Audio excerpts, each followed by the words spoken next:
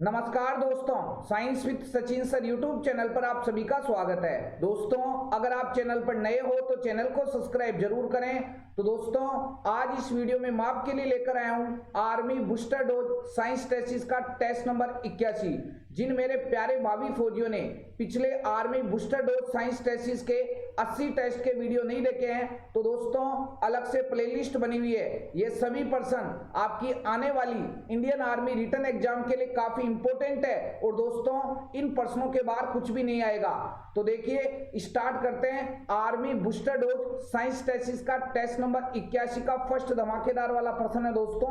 हाँ जी, देखिए फर्स्ट प्रश्न है, वातावरण के दो मुख्य गैसीय अवयव ऑक्सीजन व है। ऑप्शन देखते हैं, argon, ammonia, carbon dioxide, nitrogen. तो दोस्तों आपको याद रखना है वातावरण के दो मुख्य गैसीय अवयव ऑक्सीजन व नाइट्रोजन है। ठीक है, ये इंपॉर्टेंट पर्सन लो जी। तो फर्स्ट का करेक्ट आंसर क्या हो जाएगा दोस्तों?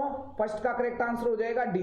अब देखिए तीन एक्स्ट्रा इंपॉर्टेंट पर्सन भी आपको याद रखने हैं। आपको याद रखना है वातावरण के अंदर सर्वाधिक मात्रा में पाई जाने वाली गैस कौन सी होती है? नाइट्रोजन। और कितना होती है?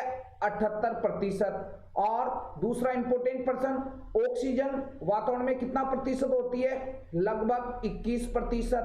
और दूसरा इंपॉर्टेंट पर्सन क्या, कार्बन डाइऑक्साइड कितना प्रतिशत होती है वातावरण में? लगभग 0.03%। तो दोस्तों ये इंपॉर्टेंट पर्सन है, आपको याद रखना है। लो जी, नेक्स्ट इंपॉर्टेंट पर्सन पे चलते हैं। पर्सन संख्या सेकंड। देखिए पर्सन संख्या सेकंड है, प्रत्येक व्री के फैलाने वाली लगभग लाखों छोटी नलिकाओं से बना होता है। ऑप्शन देखते हैं, मेडुला, वल्कुट या कोटेक्स, ग्लोमेरुलस और नेफ्रॉन। तो दोस्तों आपको याद रखना है प्रत्येक वृक्क नेफ्रॉन, ठीक है, काफी इंपॉर्टेंट पर्सन, प्रत्येक वृक्क नेफ्रॉन कहलाने वाली लगभग लाखों छोटी नलिकाओं से बना होता है। तो सेकंड का करेक्ट आंसर क्या हो जाएगा? डी हो जाएगा। लो जी, अब देखिए आपको याद रखना है दोस्तों, आपने सुना होगा वृक्क, ठीक है, आपने सुना होगा जिसको इंग्लिश में किडनी बोला जाता है या जिसे हाँ जी गुर्दे बोला जाता है। और आपने सुना होगा कि वृक्क, किडनी या गुर्दे की संरचनात्मक व क्रियात्मक इकाई क्या होती है? आपने सुना होगा नेफ्रॉन। ठीक है दोस्तों, लो जी। और आपको याद रखना है कि प्रत्येक वृक्क में लगभग 10 से 12 लाख नेफ्रॉन पाए जाते हैं। तो ये इंपॉर्टेंट बात है। ठीक है, लो जी, नेक्स्ट इंपॉर्टेंट पर्सन पे चलते हैं। पर्सन संख्या थर्ड। देखिए पर्सन संख्या थर्ड है, सौर सेल रूपांतरित करता है। ऑप्शन देखते हैं, यांत्रिक ऊर्जा को विद्युत ऊर्जा में, रासायनिक ऊर्जा को प्रकाश ऊर्जा में, और रासायनिक ऊर्जा को यांत्रिक ऊर्जा में, और प्रकाश ऊर्जा को विद्युत ऊर्जा में। तो दोस्तों आपको याद रखना है जो सौर सेल होता है ये प्रकाश ऊर्जा को रासायनिक ऊर्जा में परिवर्तित करता है। तो थर्ड का करेक्ट आंसर क्या हो जाएगा? डी हो जाएगा। लो जी, शानदार वाले प्रश्न है दोस्तों। जिस प्रकार एग्जाम में जिस प्रकार की लैंग्वेज आएगी और जिस प्रकार के लेवल के प्रश्न है, सभी का शानदार वाला कलेक्शन है। जो मेरे प्यारे भावी फौजी अभी जुड़े हैं और पुराने मेरे स्टूडेंट हैं, आप पिछले 80 टेस्ट के वीडियो को जरूर देखें एक बार। दोस्तों इस बार आपका रिटन एग्जाम में साइंस का एक भी प्रश्न गलत नहीं होगा। किसी से साइंस के प्रश्न लेने की आवश्यकता नहीं है, किसी से नोट्स लेने की आवश्यकता नहीं है। इन रेगुलर वीडियो को आप फॉलो करो। और जो भी मेरे से बच्चे जुड़े हुए हैं और आर्मी की तैयारी कर रहे हैं दोस्तों, सबका सिलेक्शन होना चाहिए इस बार। ठीक है दोस्तों, साइंस के सभी पर्सन सही होने की गारंटी मैं लेता हूं। साइंस में आपको किसी प्रकार की कोई समस्या नहीं आएगी। ठीक है, आप रेगुलर वीडियो को फॉलो करें। पिछले वीडियो जो अपलोड है उनको रेगुलर देखिए, 3-4 वीडियो रोज। ठीक है दोस्तों, मजा आ जाएगा। और सारे बच्चे जो भी जुड़े हुए हैं, हाँ जी, सबका सिलेक्शन होना चाहिए। अच्छे से मेहनत करो दोस्तों। ठीक है, लो जी, नेक्स्ट पर्सन संख्या 4। पर्सन संख्या 4 है, हाँ जी, पर्सन संख्या 4 है, कोशिका अंग जो केवल पादप कोशिकाओं में पाया जाता है। ऑप्शन देखते हैं, गोल्जी उपकरण, सूत्रकणिका, लवक और राइबोसोम। तो कोशिका अंग जो केवल पादप कोशिकाओं में पाया जाता है कौन सा होता है रे? लवक, जिसको इंग्लिश में बोला जाता है प्लास्टिड। क्या बोला जाता है? जो लवक और प्लास्टिड होते हैं दोस्तों, ये लवक प्लास्टिड केवल और केवल पादप कोशिकाओं प्लांट सेल में पाए जाते हैं। तो 4 का करेक्ट आंसर क्या हो जाएगा? सी हो जाएगा। ठीक है इंपोर्टेंट पर्सन। लो जी नेक्स्ट इंपोर्टेंट पर्सन पे चलते हैं, पर्सन संख्या 5। हाँ जी धमाकेदार वाले पर्सन है दोस्तों।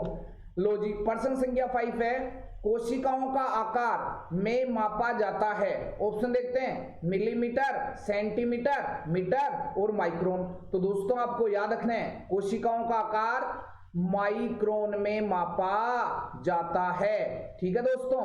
लो जी तो 5 का करेक्ट आंसर क्या हो जाएगा? डी हो जाएगा। लो जी धमाकेदार वाले पर्सन। नेक्स्ट इंपोर्टेंट पर्सन पे चलते हैं, पर्सन संख्या 6। देखिए पर्सन संख्या 6 है, श्वेत प्रकाश में उपस्थित रंगों की संख्या होती है। ऑप्शन देखते हैं 7, 5, 6 और 1। तो दोस्तों आपको याद रखना है श्वेत प्रकाश में उपस्थित रंगों की संख्या कितनी होती है? 7। लो जी अब देखो यहां याद रखना है VIB, हाँ जी, और JYOR विबग्योर, ये 7 रंग होते हैं। कौन कौन से? देखिए V का मतलब होता है वोयलेट, और वोयलेट का मतलब होता है दोस्तों बैंगनी। ठीक है सारे याद करा देता हूं आपको। लो जी I का मतलब होता है दोस्तों इंडिगो। ठीक है इसको बोला जाता है, इंडिगो को आसमानी। क्या बोला जाता है? आसमानी। ठीक है बी का मतलब होता है ब्लू, ब्लू का मतलब होता है नीला। ठीक है और जी का मतलब होता है ग्रीन, ग्रीन का मतलब होता है हरा, और वाई का मतलब येलो, येलो का मतलब पीला। ठीक है और ऑरेंज, ऑरेंज का मतलब होता है नारंगी। ओ का मतलब ऑरेंज, ऑरेंज का मतलब नारंगी, और रेड का मतलब लाल। ठीक है तो दोस्तों ये 7 रंग होते हैं। काफी इंपॉर्टेंट बात है। कभी कभार तो दोस्तों यही प्रश्न पूछ लिया जाता है कि जब श्वेत प्रकाश को किसी प्रिज्म से गुजारा जाता है तो वह 7 रंगों में बढ़ जाता है, कौन सा कलर रंगीन पट्टिका में नहीं होता? ऑप्शन दे देता है बैंगनी, नीला, हरा, आसमानी और काला। तो आंसर क्या आएगा? काला। कहीं नहीं दिख रहा है ना आपको? तो ऐसे प्रश्न भी पूछे जाते हैं। लो जी नेक्स्ट इंपोर्टेंट पर्सन पे चलते हैं, पर्सन संख्या 7। पर्सन संख्या 7 है, गेंगा इसकी कमी के कारण होता है। ऑप्शन देखते हैं आयोडीन, विटामिन सी, फ्लोरीन और विटामिन ए।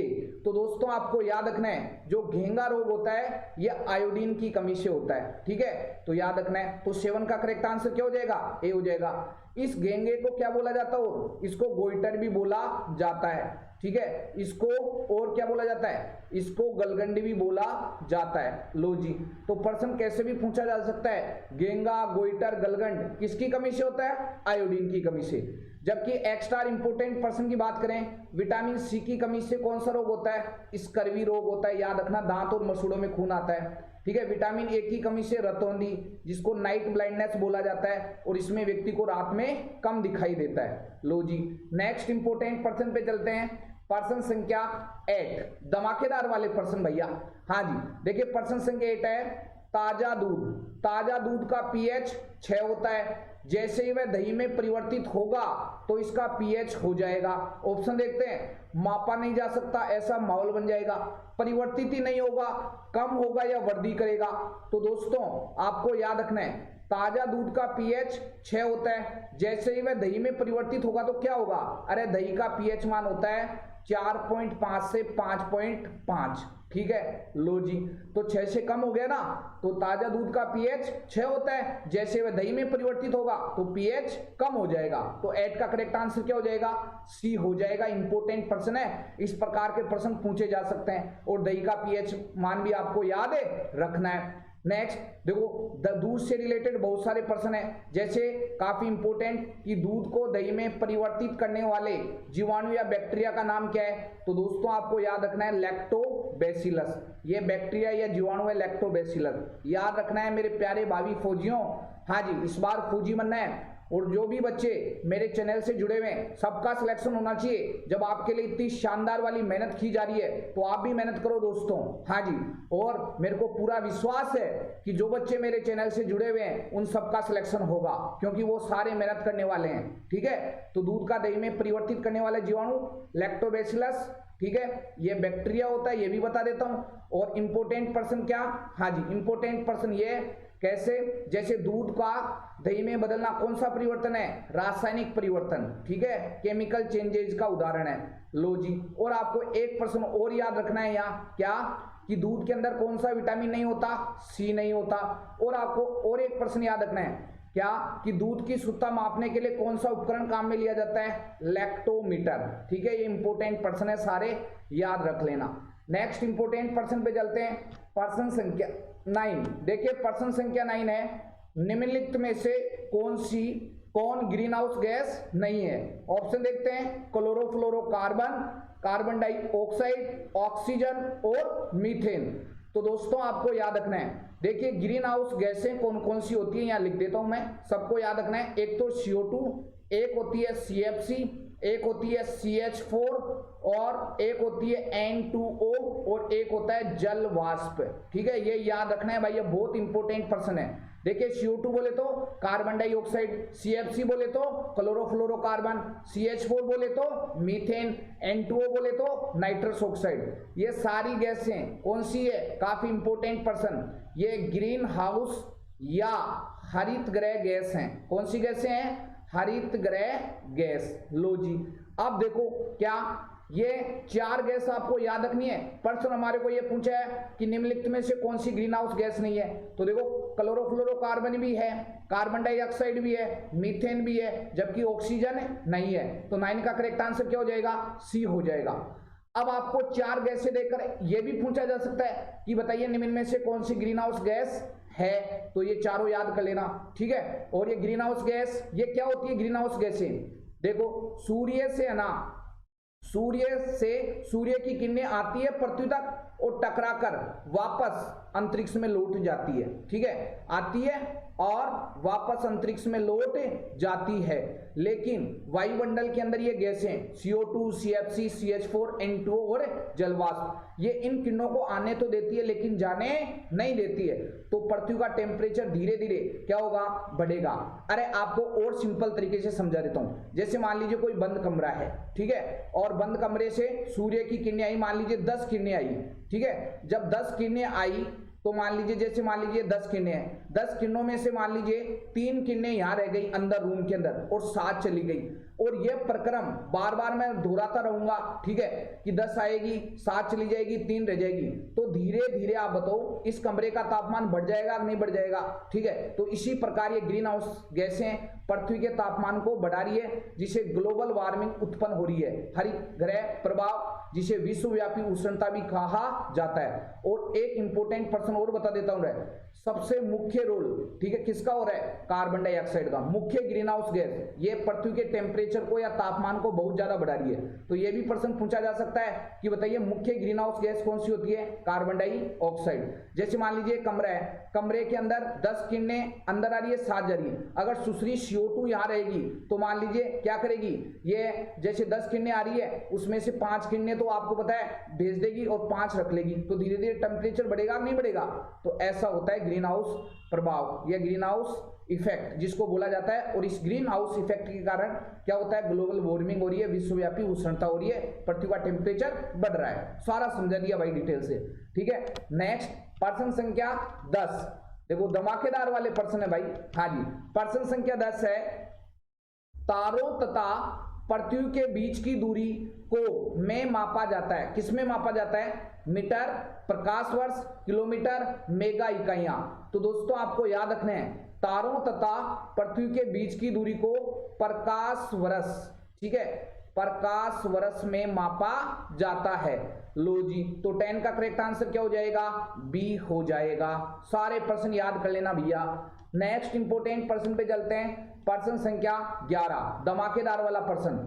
मृदा के बिना जल में खनिज पोषक तत्व विलयन में पौधे उगाने की तकनीक कहलाती है। शानदार वाला पर्सन है लाला, इस बार आ सकता है। ठीक है, हाँ जी, क्या कहलाती है? उत्तक संवर्धन, एरोपेनिक्स, जल संवर्धन और छत बागवानी। तो दोस्तों मृदा के बिना जल में पौधे उगाने की जो तकनीक है वो कहलाती है जल संवर्धन, या जिसको इंग्लिश में बोला जाता है हाइड्रोपोनिक्स। क्या बोला जाता है? हाइड्रोपोनिक्स। इंपोर्टेंट और धमाकेदार वाला पर्सन। हाइड्रोपोनिक्स तकनीक द्वारा या जल संवर्धन तकनीक या विधि द्वारा आप बिना मृदा के भी पौधों को उगा सकते हो। काफी इंपॉर्टेंट प्रश्न है और ये बहुत अच्छी टेक्निक है, आप उसके बारे में गूगल पर सर्च करके देखना दोस्तों, काफी इंटरेस्टिंग आपको फैक्ट, रोचक बातें सीखने को मिलेगी। ठीक है, लो जी, तो 11वें का करेक्ट आंसर क्या हो जाएगा? सी हो जाएगा। नेक्स्ट इंपोर्टेंट प्रश्न पे चलते हैं, प्रश्न संख्या 12। प्रश्न संख्या 12 है, जब प्रकाश की किरणें एक माध्यम से दूसरे माध्यम में प्रवेश करती है तो उनका मुन्ना कहलाता है। ऑप्शन देखते हैं, परावर्तन, दूरवर्ण, व्यतिकरण, अपवर्तन। तो दोस्तों आपको याद रखना है, जब प्रकाश की किरणें एक माध्यम से दूसरे माध्यम में प्रवेश करती है तो उनका मुन्ना क्या कहलाता है? अपवर्तन कहलाता है। क्या कहलाता है? अपवर्तन। तो 12वें का करेक्ट आंसर क्या हो जाएगा? डी हो जाएगा। लो जी, नेक्स्ट इंपोर्टेंट प्रश्न पे चलते हैं, प्रश्न संख्या 13। प्रश्न संख्या 13 है, वह डिवाइस जो विद्युत परिपथ को आसानी के साथ बंद करती है या खोलती है, कौन सी होती है? विद्युत सेल, विद्युत स्विच, विद्युत बल्ब और विद्युत फ्यूज। तो दोस्तों आपको याद रखना है, वह डिवाइस जो विद्युत परिपथ को आसानी के साथ बंद करती है या खोलती है, क्या कहलाती है? विद्युत स्विच। वो कौन सी है? विद्युत स्विच। लो जी, तो 13वें का करेक्ट आंसर क्या हो जाएगा? बी हो जाएगा। न्यू प्रश्न, शानदार वाले, धमाकेदार वाले। दोस्तों ये सभी प्रश्न विभिन्न सेंटर एग्जाम में पूछे गए हैं। ठीक है, तो वो सेंटर के एग्जाम, कुछ के पास, बच्चों के पास पेपर होते हैं, कुछ के पास नहीं होते हैं, तो वो सारा कलेक्शन मेरे पास है। इसलिए जिस प्रकार के प्रश्न पूछे जा रहे हैं वो शानदार वाले मैं आपके लिए अपलोड कर रहा हूँ। आप रेगुलर वीडियो को देखो, और जो पिछले 80 टेस्ट के वीडियो नहीं देखे हैं भाई साहब, प्ले लिस्ट में जाओ, 80 के 80 वीडियो मिल जाएंगे क्रमवाइज, 1 2 3 4 5 ऐसे। ठीक है, एक बार दोबारा देख लेना मेरे कहने से। और 500 प्लस पर्सन का एक शानदार वाला वीडियो आप प्लेलिस्ट खोलना चैनल की, उसके सबसे ऊपर मिल जाएगा। उसमें केमिस्ट्री, फिजिक्स, ठीक है, और बायोलॉजी का शानदार वाला मसाला है। तो तैयारी करने के लिए आपको शानदार वाला मैटर मैं अवेलेबल करा चुका हूं। ठीक है, सबका सिलेक्शन होना चाहिए जो चैनल से जुड़े हुए हैं। ठीक है दोस्तों, मेरे को यहाँ टाइम पास नहीं कराना, जो भी बच्चे जुड़े हुए मन से तैयारी करें, अच्छे से तैयारी करें। ठीक है, लो जी, नेक्स्ट इंपोर्टेंट प्रश्न पे चलते हैं, प्रश्न संख्या 14। धमाकेदार वाले प्रश्न देखिए। प्रश्न संख्या 14 है, मोमबत्तियां और सौंदर्य प्रसाधन इससे बने होते हैं, किससे मिलकर बने होते हैं? पैराफिन मोम, बिटुमेन, केरोसिन और डीजल। तो दोस्तों जो मोमबत्तियां होती है और जो सौंदर्य प्रसाधन होते हैं, ब्यूटी प्रोडक्ट होते हैं, वो किससे बनाए जाते हैं? पैराफिन मोम से। ठीक है, लो जी, तो 14वें का करेक्ट आंसर क्या हो जाएगा? ए हो जाएगा। ये प्रश्न तो पूछा गया है कि बताइए मोमबत्तियां किससे बनाई जाती है? पैराफिन मोम से। ठीक है, तो 14वें का correct answer A. Next important प्रश्न पे चलते हैं, प्रश्न संख्या 15।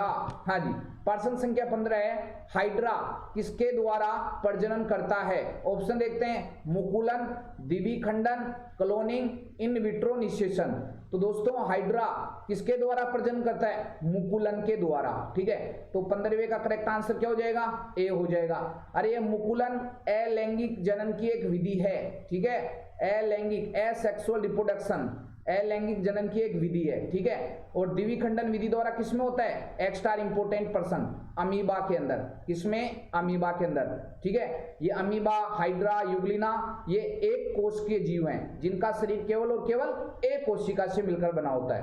तो दोस्तों आज मैंने इस वीडियो में आपको हल कराया army booster dose science test का टेस्ट नंबर 81।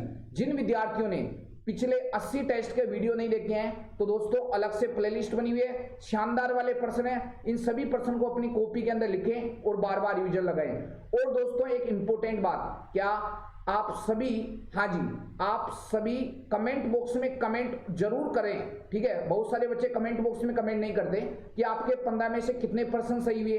और दोस्तों अगर आपको ये वीडियो अच्छा लगे तो आप इस वीडियो को ज्यादा से ज्यादा शेयर करें और बच्चों को जोड़ें। अगर ईमानदारी से इस चैनल पर आपको सीखने को कुछ मिल रहा है तो आप जरूर और बच्चों को ऐड करें। दोस्तों मेरा यही उद्देश्य है कि जो भी बच्चे चैनल से जुड़े हुए हैं उन सब का सिलेक्शन होना चाहिए और साइंस के अंदर उनका एक भी % गलत नहीं होना चाहिए। ठीक है, मैथ की टेस्ट सीरीज भी स्टार्ट करने जा रहे हैं। ठीक है, तो आप ज्यादा से ज्यादा और बच्चों को जोड़ो। 400 से अधिक विद्यार्थी मेरे पढ़ाए हुए सिलेक्ट हो चुके हैं। तो इस बार ये आंकड़ा जो आने वाली भर्तियां हैं उनमें ये आंकड़ा मेरे को 1000 तक पहुंचाना है। ठीक है दोस्तों, तो ये आपके द्वारा ही संभव हो पाएगा। तो आप ज्यादा से ज्यादा बच्चों को जोड़ें जिससे मेरे को मोटिवेशन मिले कि हाँ जो मैं काम कर रहा हूँ वो मेरे बहुत सारे स्टूडेंट के काम आ रहा है। ठीक है दोस्तों, तो मिलते हैं नेक्स्ट क्लास में, तब तक के लिए जय हिंद, जय भारत।